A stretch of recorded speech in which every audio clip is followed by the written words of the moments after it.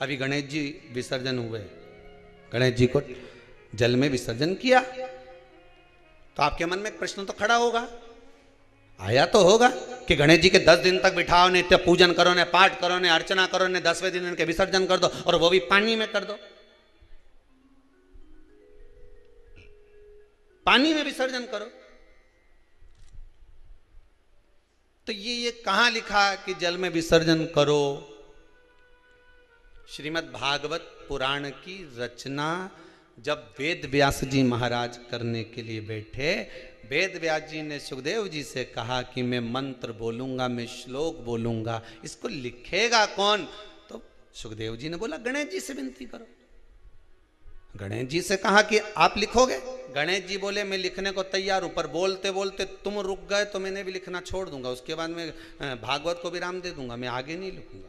अब वेद व्यास जी बड़े चक्कर में पड़ गए, क्या करें? तो गणेश जी से कहा मेरे श्लोकों में कुछ गड़बड़ी हो सकती है, उसमें से गलती को छांटना पड़ेगा, फिर लिखना पड़ेगा।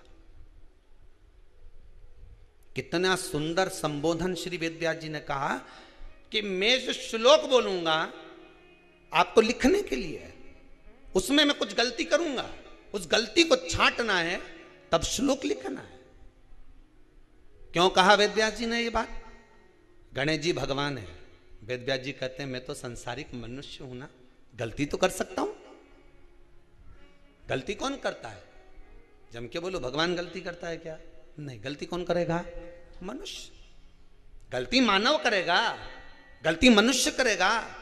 और गलती करने के बाद अगर हमसे अपनी जिंदगी में कोई गलती हो जाती है तो एक बार क्षमा मांगने में कुछ जाता है क्या? प्रणाम करने में कुछ जाता है क्या? निवेदन करने में कुछ जाता है क्या? नहीं। गलती हो गई मुझसे, तो गणेश जी आप गलती को छांटना, लिखना। गणेश जी महाराज लिखने बैठ गए, लिखते लिखते लिखते लिखते 10 दिन हो गए गणेश जी महाराज को। शरीर में ताप पड़ने लगा गणेश जी महाराज के। वेद व्यास जी ने गणेश जी के हाथ का स्पर्श करा तो शरीर तो तप रहा था। वेद व्यास जी ने वहीं पर श्रीमद् भागवत के श्लोकों को विराम दे दिया, अब नहीं बोले। गणेश जी लिखते लिखते लिखते लिखते लिखते लिखते थक गए, ताप पड़ गया, शरीर गर्म हो गया। वेद व्यास जी ने कब करूं क्या?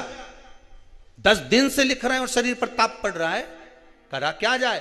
उन्होंने गणेश जी का हाथ पकड़ा, उठाया और कहा चलो प्रभु हमारे साथ में। वेद व्यास जी गणेश जी को ले गए और ले जाकर शीतल जल में श्री गणेश जी महाराज को बिठा दिया। गणेश जी को पानी के अंदर उनको विराजमान कर दिया कि अब आप ताप को थोड़ा ठंडा कर लीजिए। शीतल जल में बिठाया। उस दिन से नियम हो गया कि 10 दिन गणेश जी बैठते हैं और फिर उनका विसर्जन होता है पानी के अंदर, जल के अंदर, शरीर का ताप मिट जाए। तो गणेश जी ने वचन दिया है वेद व्यास जी महाराज को, आपने मेरे ताप को मिटाने के लिए मुझे जल में बिठाया है। जो मुझे जल में विसर्जन करेगा मेरा ताप तो मिटेगा ही, साथ में जो मुझे जल में विसर्जन करेगा उसके जीवन के भी ताप को मैं मिटा दूंगा, उसके जीवन के ताप को मैं मिटा दूंगा। ताप मिटा दिया।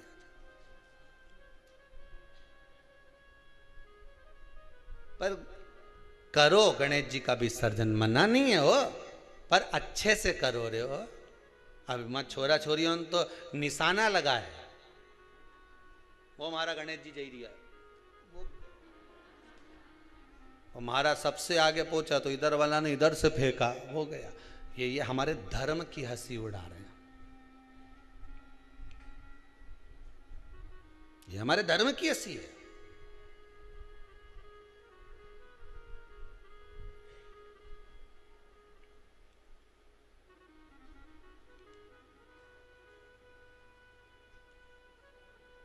धर्म